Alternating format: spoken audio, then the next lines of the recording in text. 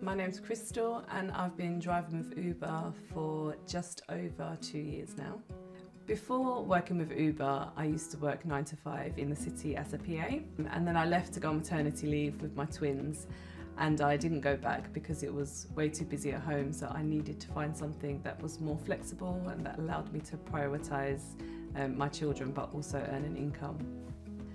The benefits and the flexibility I get working with Uber are just perfect for my lifestyle. Having a young family at home, work-life balance is really important, and having the pension and holiday pay give me peace of mind and help me to prioritise being at home but also enjoying my job out on the road. On my days off, I like to do something a bit more active, so I like to go for walks in the park or down by the river, or meet up with some friends for a coffee. Last year I used my holiday pay to go down to the Kent coast with my children, and we had a beautiful time. We just chilled out by the beach. You know, I didn't have to worry about working because I'd already built up that extra time, so that was really handy.